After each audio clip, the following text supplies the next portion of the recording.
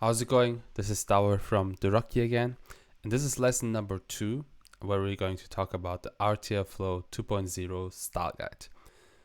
I'll give you a quick overview of how the style guide works. It's not going to be a technical deep dive, it's more so you understand the principles and can get started building right-to-left websites right away. And so you always can find the latest style guide on the derokki.dev/RTLflow page. And this is also where I'm gonna have the tutorial series posted. You have the playlist already here. And this is where you click, and that's where it will open up the most recent version of the style guide. So if you look at this in a few years, you'll see the most recent version of this. Alright. So very important thing, as you know from the first lesson, RTLflow is client-first based. And so if you don't know what client-first is, again, it's a CSS system built by FinSuite to create organized and scalable Webflow sites. And RTLflow is based and built on top of that. And so if you don't know about this system, if you have never worked with it, I suggest you read through the documentation and you watch a few videos on the topic so you understand how that works, because that is the foundation of building RTL Webflow sites. If you don't know client first, you can't build with RTLflow. Right. So let's go and let's work through the various new things, okay, that come with RTLflow.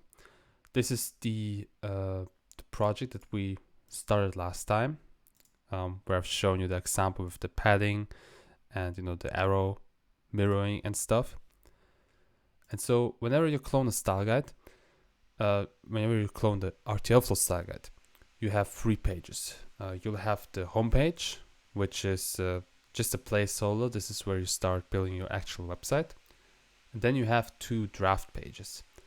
The first one is the client-first style guide draft page. And the name says it already. This is where you set up your client-first style guide, right?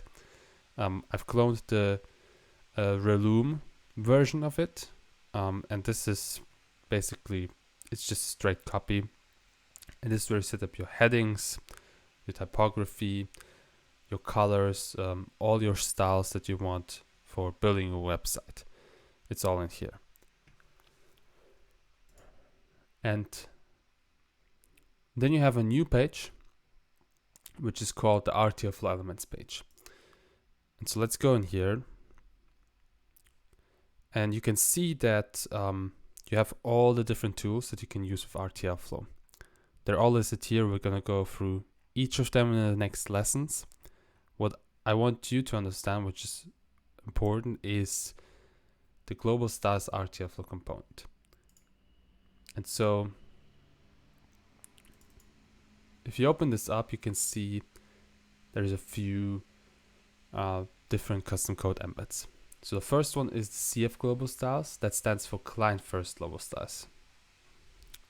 The name says it, right? This is also copied from the client first style guide. This is custom CSS, which helps us work with client first. And in a similar way, you have the RF global styles, which is the RTLflow global styles. And this code helps us build RTL websites using RTLflow. It enables all the tools that come with RTLflow. And again, we'll walk through everything that we have here. It's going to be a deeper dive in the future. But for now, you just need to know this is where the global styles of RTLflow are stored. And you don't want to really touch it. Maybe the first parts, but I'll explain it as well. Usually you don't want to touch this, right? Like this is what works. What's interesting is that this particular code, before the launch of localization, the first version of RTLflow, we actually had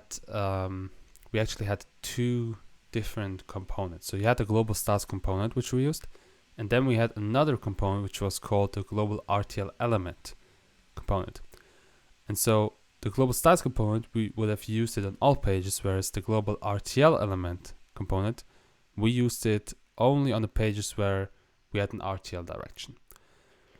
And that has changed with RTLflow 2.0 because on this style guide you don't need to manually set the global RTL element.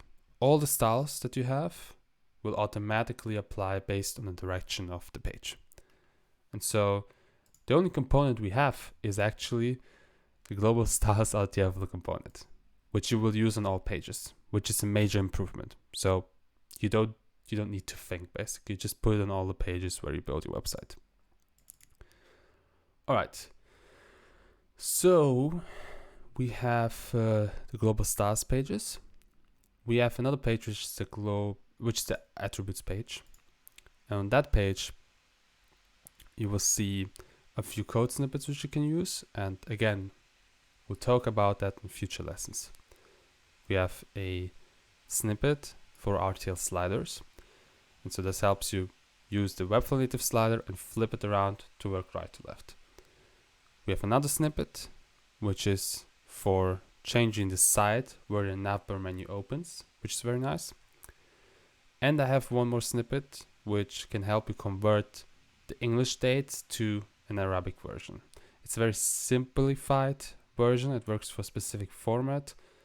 We will dive deeper into it at some point, not right now, because so far this was enough for me. I didn't have to use anything else. So yeah. Okay. And then we have one more here, which is the full browser support JavaScript. This is the code snippet that I wrote because there's certain CSS properties that are not supported in all browsers. And in this case, I'm mainly talking about the dir pseudo class. If you go to caniuse.com, you can always see like what properties are actually supported. And this property actually got support from Chrome in December last year, so just a bit over 3 months ago. Same with Edge. Safari got it in March last year, and so the older versions of this, they didn't have the option to use this pseudo class. And so what I did is I wrote a code that checks if the browser is compatible with this pseudo class, and if it's not, then it still adds the custom code based on the direction of the website. So that's what this script does. So just keep it. And the last custom code embed we have here is the local custom CSS. And you see we have nothing in there. It's because this is where you will write your custom code. So let's say we want the body to be a different background color. Let's make it green. Let's make the background color green.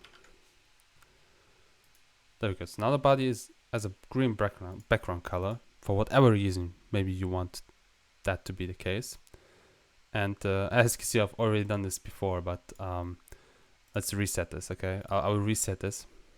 Just if you go in here now, you see this has been inherited from English version.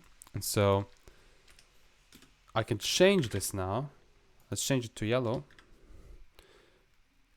And now the secondary language, Arabic in this case, has a yellow background. And you see this little globe which says that the element is localized. You can use custom CSS embeds and localize them based on the language. And so the primary language, which in this case is English, this is where all the elements in the CSS come from, and they get transferred to the secondary locals. In this case, it's Arabic. And so I'm basically overwriting the primary local CSS using this custom code embed. I can even say like, I don't know, unset. Does unset work? Yeah. So I can even unset properties that have been set on a primary local using unset, for example. And so we will use this sparingly because RTLflow is going to solve most of the RTL related problems. But this is the embed you can use to style things using custom code. So let me just get rid of the green background color. All right. Oh, 1 second. I have to remove this. There we go. Okay. So we've talked about differences. We've talked about the RTL Elements page, the global styles component, which you use this component in all pages, just like of Client-First, use it on all pages. And improvements to RTLflow version 1, which is we have one component now, you don't have multiple ones. So let's walk through how to start your RTL project. The first thing is you're gonna go to derokki.dev/RTLflow. You're gonna click Clone Style Guide. It's gonna open up this page with the latest version of RTLflow. You're gonna click Clone, create site. Davor's amazing site. Davor's amazing site. And then while it loads, we'll see what we have to do. Good. Now I have the page. I'll go and I'll delete the message. I will go to settings, localization. I will set my languages. Let's say we make an English or Arabic website. So the primary language is going to be English. The secondary language is going to be Arabic. All right. So now we have English and Arabic set. Now you're going to go to the RTLflow Elements page. And okay, I'm wondering, so this should be called global styles RTLflow, right? Let's change this quickly. This is updated already, but for some reason it's like this. Doesn't matter. But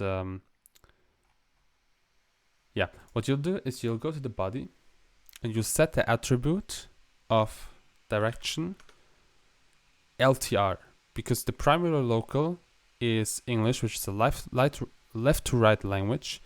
You will set the dir attribute to LTR, and you do it in the RTLflow Elements page on the body, and this will apply only to the body of this page. So if you go to another page, for example the home page, you don't have the attribute. The attributes are element specific, not class specific. And the reason for that is, there we go. The reason for that is I have, based on the primary locale, I have different classes and tools that you use. Example, RTL icon mirror, which you've seen in the last video. If we change the direction to RTL, so this is basically simulating what it would look like in Arabic, you will see that the classes change. Because the primary local is right to left, and you have an arrow on the primary right to left language. You want to flip it on a secondary left to right language. Then you use LTR icon mirror. However, if the primary language is English, so it's LTR, you want to flip it on RTL, it's RTL icon mirror. And we set this attribute because if I go to the secondary local and I visit the same page, I want to make sure I still see the same class and the same attributes that I should use, right? I don't want to suddenly see LTR icon mirror because we don't use it, right? We only use RTL icon mirror if the primary local is left to right. And we use LTR icon mirror if the primary local is RTL, okay? And so that's why we set this attribute on the body to make sure that the displaying of those tools, classes, properties, and so on, that works properly. And so long story short, primary local is English. You set the body on the RTLflow Elements page to direction LTR.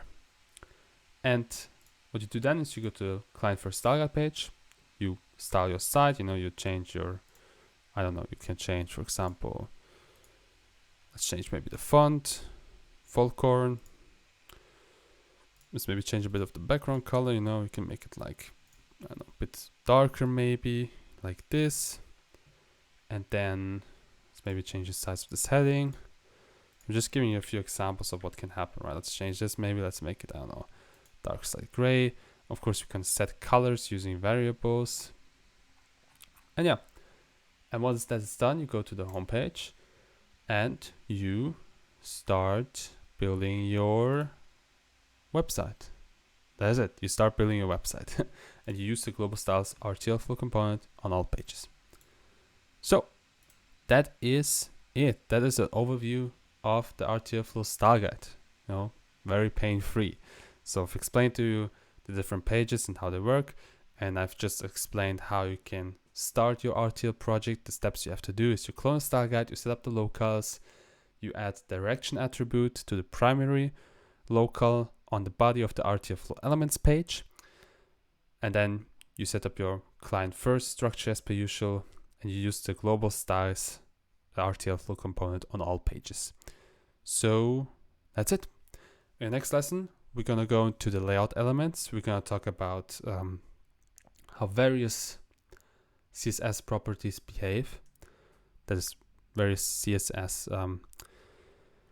CSS properties, how they behave exactly. So you will see how div blocks behave, you know, and there are different layout variations. So you have the block, you have flexbox, you have grids, for example.